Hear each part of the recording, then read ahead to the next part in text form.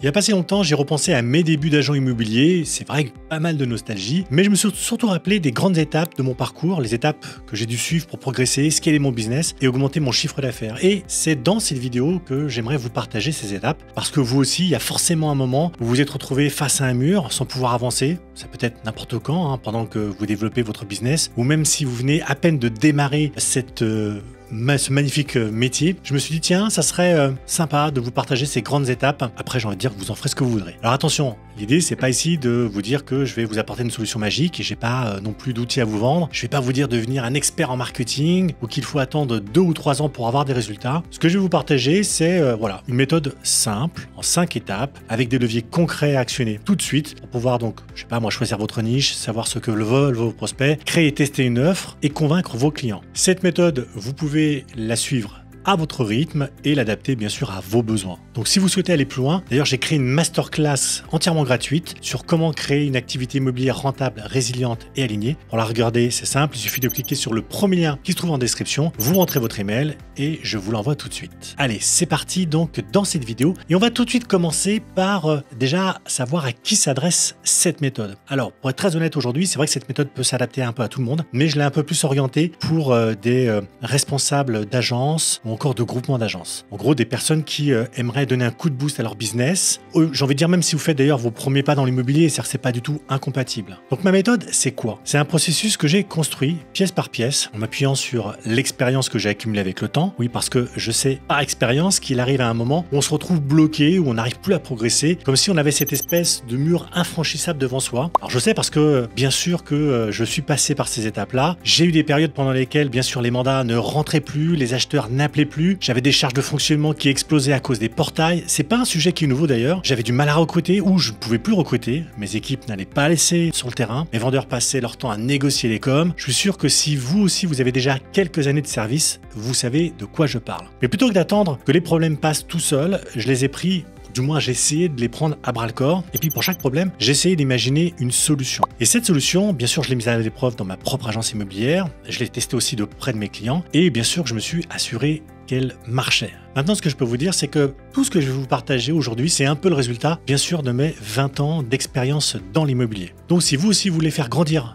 votre business, vous êtes donc au bon endroit. Et donc, on va commencer tout de suite par cette notion d'offre. Il faut bien comprendre, c'est qu'avec une offre, c'est-à-dire quelque chose avec une solution dedans, une solution qui va répondre à un problème, et bien cette offre, elle doit apporter énormément de valeur. Elle doit déclencher une émotion positive. Et si vous arrivez à faire ça, et bien votre offre, vous allez la vendre plus cher que vos copains parce que sa valeur, la valeur que les clients perçoivent, sera beaucoup plus élevée. Et c'est exactement ce que je vais vous partager et vous expliquer aujourd'hui.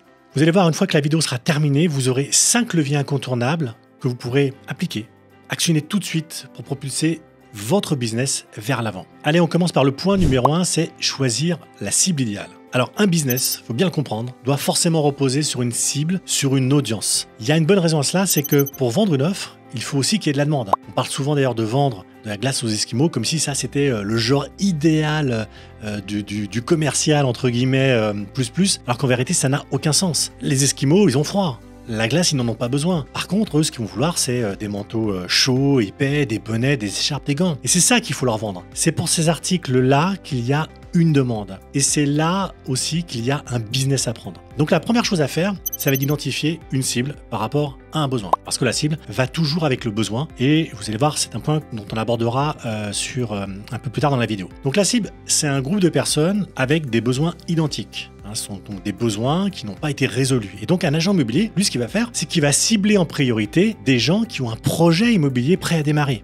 C'est ce que vous faites aussi. Alors félicitations, vous ciblez malheureusement à peine 99% du marché. Ça veut dire que vous faites la même chose que tous vos concurrents.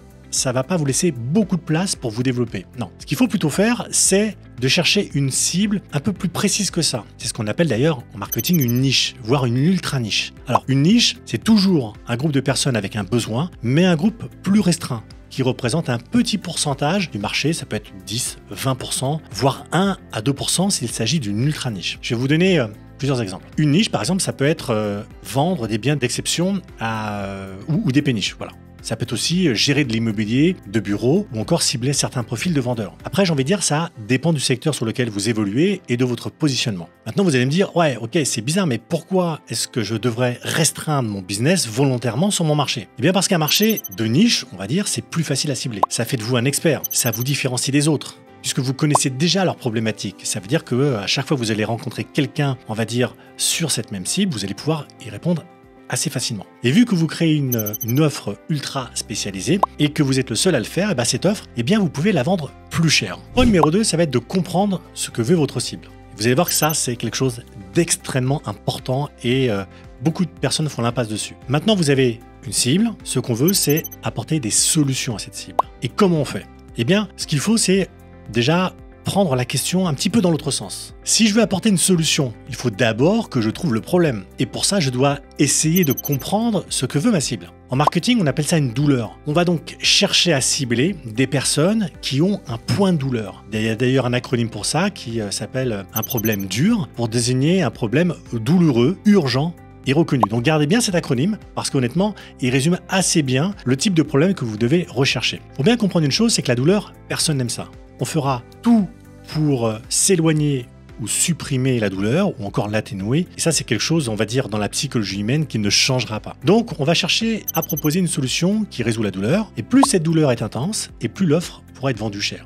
Alors comment on fait ça? On va se mettre dans la peau du médecin qui essaie de comprendre de quoi souffre son patient pour ensuite pouvoir lui apporter un soulagement. Donc ce que fait le médecin, c'est qu'il interroge son patient, il ne lui demande pas directement ce qu'il a comme maladie, mais il va essayer de déchiffrer ses symptômes. Et nous, on veut faire exactement la même chose. On va interroger notre audience directement à travers par exemple des sondages, ça peut être aussi des questionnaires, ça peut être aussi des appels téléphoniques. Et donc on va dresser une liste des remarques qui ont été faites par les clients, les acquéreurs ou les vendeurs. Ce qu'on peut faire aussi, c'est d'aller sur les groupes Facebook. Il y en a plein aujourd'hui qui renferment, en tout cas, une audience que vous souhaitez cibler. Et là, l'avantage de ce groupe, c'est que vous allez pouvoir un peu farfouiller et avoir énormément d'informations. Donc, on va fouiner sur les plateformes communautaires aussi, comme Quora ou Reddit. Alors, sont peut-être un peu moins connus pour vous, mais vous allez voir qu'ils renferment énormément d'informations. Ce que je veux donc ici, c'est comprendre dans quelle situation se trouve mon audience et la destination qu'elle cherche à atteindre. Et ça, c'est vraiment important de comprendre la partie, on va dire, A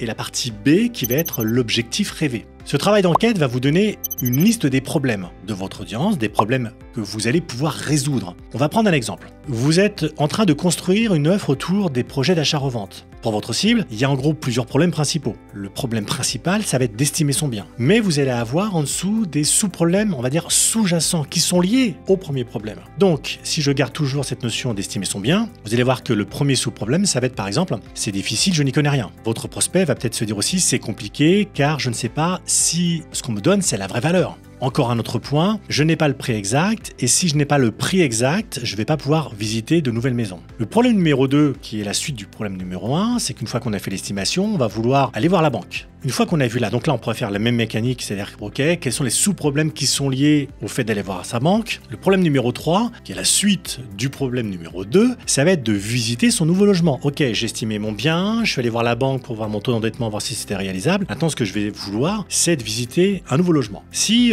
je prends le même exemple que le problème numéro 1, je vais essayer de décortiquer les sous-problèmes qui peuvent être liés justement au fait de visiter son nouveau logement. Le premier problème que peut rencontrer mon prospect, ça peut être par exemple, ça va me prendre trop de temps. Ou encore, un autre sous-problème, ça va être compliqué sans avoir vendu. Ou encore, un autre sous-problème, c'est difficile, je vais pas aimer, et puis j'y connais rien, et puis je suis nul. Et vous allez voir qu'à partir de là, on peut transformer chaque problème en solution. Autrement dit, on va détailler ce qu'on est capable d'apporter ou de donner à son audience. Et ça va être la base d'une bonne offre. Allez, point numéro 3, on va créer maintenant une offre irrésistible. Si on essaie de revenir à la base de la base, créer un business viable, c'est donc mettre en place un échange de valeurs. On vous donne de l'argent contre une valeur. Et l'offre est ce qui déclenche cet échange. C'est ce qui permet d'attirer des clients. Mais cette offre, il faut qu'elle soit, on va dire, assez solide et pertinente et concrète pour donner envie à votre prospect de la signer. Et pour ça, le secret, c'est d'apporter de la valeur. Pas seulement une solution adaptée au problème, il faut qu'il y ait de la valeur et cette valeur, elle doit se voir. Voilà ce qui rend l'offre irrésistible, voilà ce qui fait qu'un prospect va se dire « Ouah, tout ça pour ça, je serais bête de pas signer ou en tout cas de louper l'affaire ». Sauf que vous allez voir, cette valeur, elle va pas tomber du ciel. Elle va pas venir d'une offre que vous avez copiée sur vos concurrents. Vous allez voir que le plus connu, c'est contactez-moi pour une estimation gratuite. Vous voyez bien que ça n'apporte strictement rien de nouveau, c'est pas original, et puis en plus ça marque pas les esprits. Par contre, un truc comme ma méthode exclusive pour acheter et vendre votre logement en 6 mois sans avoir recours à un crédit relais ou une location, vous voyez, là, c'est déjà un peu plus marquant. Mais attention, je vais vous mettre en garde sur une tentation que je vois très couramment, c'est de vouloir créer une offre qui s'adresse aux besoins de votre prospect. Et je suis désolé, je vais vous décevoir, mais c'est pas comme ça qu'on doit procéder. Le besoin, c'est pas la chose la plus importante. Retenez bien ça. Les gens n'achètent pas ce dont ils ont besoin, ils achètent ce dont ils ont envie. Je vais vous donner un exemple avec le téléphone portable. La plupart d'entre vous ont déjà un téléphone qui fonctionne extrêmement bien pour passer des appels, envoyer des messages et naviguer sur Internet. Ce téléphone répond à leurs besoins de base. Pourtant, dès qu'il y a une nouvelle version qui sort, il y a un truc en plus, je sais pas moi, l'appareil photo avec plus de pixels, un design plus joli, une fonctionnalité complètement inutile mais innovante, et ils se précipitent dessus pour l'acheter. Et donc ce nouveau téléphone, ils n'en ont pas besoin. Par contre, ils en ont envie parce que c'est plus de confort, c'est un symbole social, ou alors juste ils veulent absolument avoir le dernier modèle. C'est l'envie et pas le besoin qui dicte le comportement d'achat. Ça veut dire que dans votre offre, vous devez mettre ce que veut exactement votre prospect. Il y a donc 5 éléments incontournables à connaître pour construire une offre irrésistible. La première, c'est qu'il faut éloigner le prospect de sa douleur pour le rapprocher du plaisir ou de son objectif rêvé. La deuxième, c'est lui donner ce qu'il veut. La troisième, il faut lui donner des garanties. La quatrième, il faut lui donner un délai d'accomplissement. En combien de temps il peut réussir à obtenir ceci ou cela. Et il faut indiquer un niveau de difficulté. Tout ça, ça permet de faire une promesse impactante. Je vais vous redonner maintenant un autre exemple en reprenant l'exemple de tout à l'heure sur l'achat-revente. Comment réaliser votre projet d'achat-revente en 6 mois sans avoir recours à un crédit relais ou une location, même si vous avez eu des expériences malheureuses dans le passé grâce à ma méthode exclusive. Vous voyez, là, on a une promesse impactante qui relie les 5 points dont je viens de parler à l'instant. Point numéro 4, on va déterminer maintenant si votre marché est profitable. Ok, super, vous avez une cible, vous avez un marché, mais est-ce que ce marché aujourd'hui, il est porteur? Est-ce qu'il est réceptif à votre offre? Est-ce que vous allez pouvoir vous développer sur ce marché? Et ici, on va analyser le marché pour juger son potentiel. Et pour ça, il faut se poser plusieurs questions. D'abord, votre audience. Est-ce qu'elle a les moyens d'acheter votre offre? Cette question du pouvoir d'achat, elle est super importante. Bah oui, si vous ciblez par exemple des personnes qui peuvent acheter votre offre au prix que vous vendez, par exemple une offre qui cible des vendeurs de biens de luxe pourra être proposée plus cher qu'une offre qui s'adresse à des primo-accédants. Autre question importante, est-ce que votre cible est, on va dire, facile à atteindre? Est-ce que vous avez les moyens de l'atteindre? Si vous avez du mal à les toucher, vous ne pourrez pas vendre votre offre et vous n'allez pas générer de revenus. Donc ici, on va commencer par identifier les canaux pour atteindre les prospects. Le premier, c'est le plus simple, c'est les courriers postaux. Vous allez avoir le flyer, vous allez avoir la publicité, vous allez avoir les emails, les réseaux sociaux, le blog, etc. Ensuite, on va créer du contenu adapté à ces canaux. Mais attention, en prenant en compte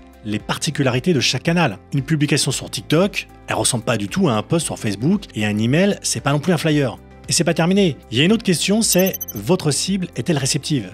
Est-ce qu'elle est prête à entendre ce que vous avez à lui dire? Parce que si c'est pas le cas, ça sert strictement à rien, autant parler à des murs. Et donc on va chercher toujours à parler à des gens qui ont un niveau de maturité élevé, et ça peu importe où ils en sont dans leur projet immobilier.